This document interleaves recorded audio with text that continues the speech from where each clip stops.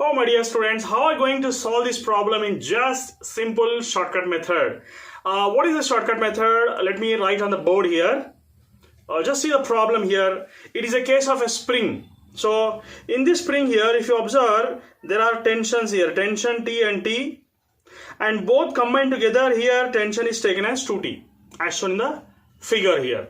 But what is the simple shortcut formula which I am going to discuss here is, it is nothing but effective spring constant is nothing but K times of tension at the block by tension at the spring whole square.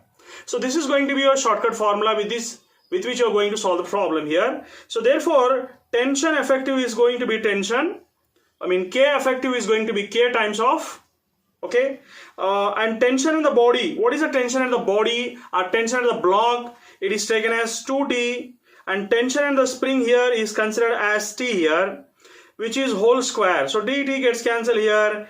K effective is nothing but, it is 2 to the 4, 4K you are getting. Okay, so we got. Then you have to use the formula for time period. Therefore, time period is nothing but 2 pi root of m by K effective. Therefore, the final step which you are going to discuss here is, it's a very simple formula.